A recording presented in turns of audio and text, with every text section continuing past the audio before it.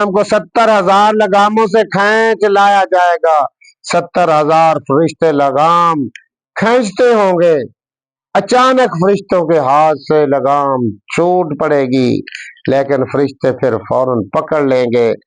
اگر وہ پھر نہ پکڑ لیں تو سب جماعت کو جہنم جلا ڈالے. جتنی دنیا نے جہنم جلا دے گی. پکڑ کے رکھے نا، پکڑ. جس طرح کتا ہو نا کاٹنے والا، مالک کو نہیں کاٹتا، اس نے رسا ڈال کر کے سختی سے اس کو پکڑ رکھا ہے. اگر تھوڑا وہ بھونکتا بھی ہے پھر وہ زور سے پکڑا ہوتا ہے. کبھی دیکھا ایسا منظر؟ تو میرے بھائی اسی طریقے سے ہے، اللہ کے نبی فرما رہے ہیں ایک مرتبہ چھوٹے گی، اگر فوراً نہ فرشتے پکڑتے ساری دنیا کو جلا کر کے رکھ دیتے، اچھے برے سارے اس میں آ جاتے. اگر وہ پھر نہ پکڑ لیں تو سب جماعت کو جہنم جلا ڈالے مگر پکڑ لیں گے. قرطبی نے کہا جہنم کو اس کے پیدائشی مقام سے قید کر کے سر زمین حشر میں لایا جائے گا، اور سوائے پل سرات کے جنت کو جانے کا کوئی راستہ نہیں ہوگا. اس کے اوپر سے پل سرات ہوگی، بہت ہی بریک ہوگی. یہ وقت آنا ہے، توجہ میری طرف بھائی، یہ وقت آنا ہے، اس کا بندوبست کر لو. انتہائی باریک ہوگا پل جہنم کے اوپر سے. آج کل نیٹ کا دور ہے، مثالی طور پر بنا کر کے دکھا رہے ہیں. تھوڑا سا پاؤں پھسلا نیچے گرا چل، بہت کم ہوں گے جو آگے جائیں گے. ہے اللہ معاف فرما. ابو نعیم نے کعب کا قول نقل کیا ہے کہ قیامت کا دن ہوگا اور ملائکہ اتر کر قطار در قطار ہو جائیں گے تو اللہ جبرائیل سے فرمائے گا جہنم کو لاؤ. جبرائیل جہنم کو 70,000 لگاموں سے جکڑے ہوئے لائیں گے. سارے وہ فرشتے جب انسانوں سے جہنم کا فاصلہ 100 سوال کی مسافت کے برابر رہ جائے گا تو جہنم ایک سانس لے گی، جس سے توجہ کرنا، جس سے مخلوق کے دل اڑنے لگیں گے. پھر دوبارہ سانس لے گی تو دل اچھل کر حلق تک آ جائے. سانس لے گی جہنم، ابھی جلایا نہیں، دور کھڑی ہے دنیا، اور دل حلق سے جو ہے باہر نکلنے لگے. اللہ مان پہ لگی، کسی کے حواس درست نہیں رہیں گے، پاگل ہو جائیں گے لوگ. دور سے دیکھ کر کے ہر شخص گھبرا جائے گا. یہ توجہ طلب بات ہے، غور کرنا میرے مسلمان بھائیوں. یہ بات اصل میں سنانا چاہتا تھا. یہاں تک حضرت ابراہیم علیہ السلام عرض کریں گے، خلیل اللہ ہیں، بہت بڑی شان عظمت ہے. حضرت ابراہیم علیہ السلام کی عرض کریں گے اپنی خلقت کا واسطہ دے کر کے اللہ کو. اللہ تو خالق ہے، صرف اپنی جان کے بچاؤ کی تو اس سے درخواست کرتا ہوں. اور جہاں نبی کی یہ پوزیشن ہوگی پھر خلیل اللہ ان کی، اللہ مجھے بچا لے، اللہ مجھے بچا لے، اللہ مجھے بچا لے. اللہ اکبر. ہے اپنی جان کے بچاؤ کی تو اس سے درخواست کرتا ہوں. پھر حضرت موسیٰ علیہ السلام کہیں گے کلیم اللہ ہے، بڑی عظمت شان ہے، کہیں گے تو نے اپنی مناجات سے سرفراز فرمایا. یاد کرائیں گے اللہ تو نے بڑی بڑی نعمتیں کی ہیں، میں اس مناجات کا واسطہ دیتا ہوں اپنے نیک اس اعمال کا، کردار کا، اور صرف اپنے نفس کے بچاؤ کی تو اس سے درخواست کرتا ہوں.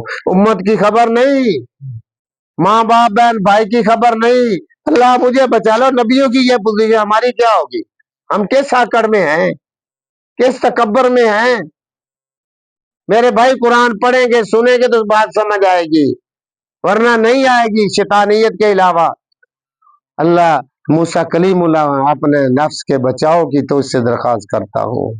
پھر حضرت عیسیٰ علیہ السلام عرض کریں گے تو نے مجھے عزت عطا فرمائی، تیرے کرم کا واسطہ میں صرف اپنی ذات کے لیے تو اس سے درخواست کرتا ہوں. عیسیٰ علیہ السلام روح اللہ ہیں، بغیر باپ کے اللہ نے پیدا فرمایا، کلمت اللہ کہا گیا ان کو، بہت بڑی عظمت اور شان ہے.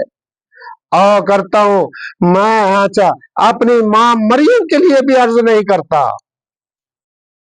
ماں کی درخواست بھی نہیں کرتا اپنی یہ نبیوں کی پوزیشن، تو میں اور آپ کیا حال ہوگا؟ ہمارے کھاتے میں ہے کیا؟ سیدھی نماز نہیں آتی، کیا کریں گے؟ آئیے اگلی بات سنیے۔ اللہ اکبر۔ لیکن حضرت محمد رسول اللہ، سب کہہ دو صلی اللہ علیہ وآلہ وسلم، عرض کریں گے میری امت کو بچا دے اور میری امت کو محفوظ رکھ لے، میں اپنی جان کی بجائے بچانے کی بھی تجھ سے درخواست نہیں کرتا۔ اللہ فرمائے گا تیری امت کے اولیاء کے لیے نہ خوف ہے نہ رنج ہے، اپنی عزت کی قسم میں تیری امت کے معاملے میں تیری آنکھیں ٹھنڈی رکھوں گا۔ اور ہم امتی تو بنے تو کم از کم امتی تو بن جائیں۔ جو نماز نہیں پڑھے گا نبی کی آنکھوں کو تکلیف دینے والا امتی ہے؟ او اچھا نیک گھرانے کا فرد ہو، باپ شریف ہو، نمازی ہو، حیادار ہو، اس کا بچہ برا نکلا نشئی بن جائے، باپ کو سکھ ہوگا؟ چور ہو جائے ہے جی، برائی بے حیائی میں لگ جائے تو باپ باعزت پر رہے گا؟ حالانکہ اس نے برائی نہیں کی، اس بیٹے کی وجہ سے پریشان ہے یا نہیں ہے؟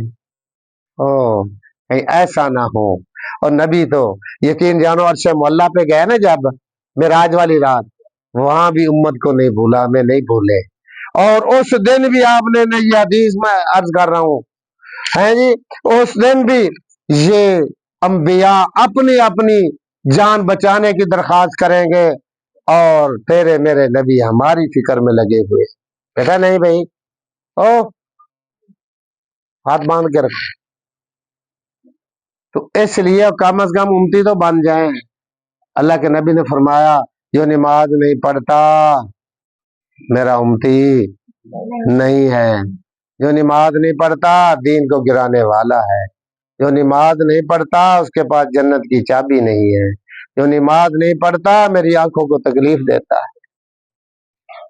پھر ہم کہ بڑے ہو عشق رسول ہیں، کچھ ہوش کر لو، خیال کر لو میرے مسلمان بھائیوں۔ اللہ اکبر۔ تو پھر فرمایا سجدہ سے اٹھ کر کھڑے ہو جاؤ۔ اللہ کے نبی سجدے میں پڑ گئے، اس زمین آگ کی طرح ہوگی ہے جی، تانبے کی طرح سرخ، تیرے میرے نبی اس وقت سجدے میں پڑ جائیں گے۔ اللہ کے نبی نے فرمایا میں اتنا لمبا سجدہ کروں گا، اتنا کروں گا، اللہ تعالیٰ مجھے اپنی حمد و ثنا عطا کرتے جائیں گے، میں بیان کرتا جاؤں گا کرتا جاؤں گا کرتا جاؤں گا، امت کی خیر اور بھلائی مانگتا جاؤں گا۔ بالآخر اللہ خود فرما محبوبہ سار اٹھائیے، سار اٹھائیے نا، راضی ہو کے کہے گا یاد رکھ لو امتی بن جاؤ گے کامیاب ہو جاؤ گے۔ اس وقت ایک کافر ہے، ہندو ہے، سکھ ہے، عیسائی ہے، آپ اس کو کہتے ہیں تو کافر ہے، کہتے ہیں نا، کلمہ نہیں پڑھا، وہ بھی کلمہ پڑھ کے مسلمان ہو جائے وہ بھی شفاعت کا حقدار بن جائے گا۔ امتی کلمہ پڑھنے والا بے راہ رو ہے، بے دین ہے، برائی بے حیائی کے اندر ملوث ہے، تو یاد رکھو یہ امت سے خارج ہو جائے گا۔ ہم نے یہ سوچنا ہے بھائیو کہ ہم امتی بھی ہیں یا نہیں، بات بن جائے گی۔ اللہ اکبر۔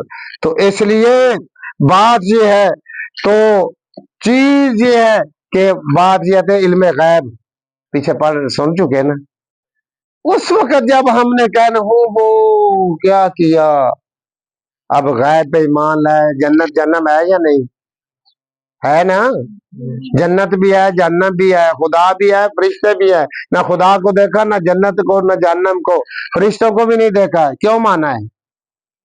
کوئی اس پہ جان بھی مسلمان دے دیتا ہے، کیوں؟ اس لیے کہ ہمارے نبی علیہ الصلوۃ والسلام نے فرما دیا وہ حق ہے، اس پہ ہم مر مٹیں گے مگر پیچھے نہیں ہٹیں گے۔ اور افسوس یہ کہ پڑھتے نماز بھی نہیں ہے۔ تو اللہ اکبر۔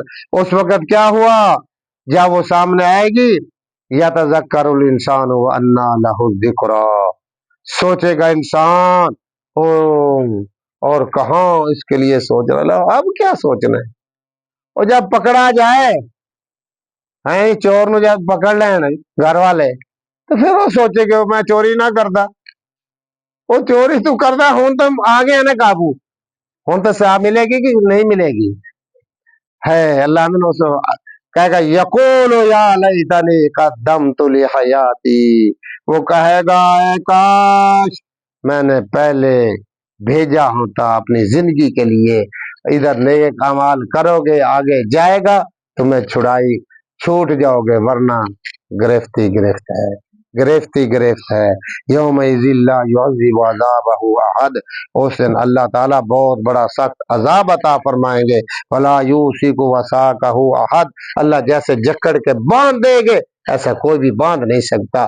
ایک جگہ اور آتا ہے کہ اب کافر دیکھیں گے اپنی حالت پوزیشن، اسے کہیں کاش یا لیتنی کنت ترابا، سورہ نبا کی آخری آیت کا حصہ پڑھ رہا ہوں، کاش ہم مٹی ہو جاتے۔ آج کہے نا تو مر جا، تو کہو نا وہ تو سواری کہے گا تو مر، تیرے ماں باپ مر، تیرے بہن بھائی تیرے بیوی بچے مر، مرنے کا جی نہیں چاہتا۔ جب اللہ تعالیٰ حساب کتاب لیں گے دیگر مخلوق کے، یہ بکری اللہ کے سینگ والی بکری نے بغیر سینگ والی بکری کو مارا، اس کا بھی حساب کتاب ہوگا، جانوروں کا حساب لے کر کے سب کو ختم کر دیا جائے گا، مٹی بنا دیا جائے گا، مار دیا جائے گا۔ اس کافر بھی کہے گا کاش آج میں بھی جانور ہوتا اور مر جاتا، مٹی بن جاتا، اس عذاب سے تو بچ جاتا۔ مگر یہ خام خیالی ہیں، یہ سوچے ہیں، اس وقت یہ کہیں گے یہ کریں گے۔ اب موقع ہے بھائی، بچوں، بھائیوں، بیٹو، یہ قرآن سنو گے، سمجھو گے، کچھ دل میں بات آئے گی، یہ سوچنے نہیں، کمر کر دینی ہے۔ سکول پڑھنے کے لیے پیسے دیتے ہو، خرچ کرتے ہو، کرایہ دیتے ہو، دور دراز تک جاتے ہو، یہ مفت کا مال ہے، خود آؤ، دوسروں کو لاؤ، ہماری بھی زندگی بنے، ان کی بھی بنے۔ دعا اللہ تعالیٰ عملی جامہ پہنانے کی توفیق عطا فرمائے، آمین ثم آمین، وآخر دعوانا الحمدللہ رب العالمین۔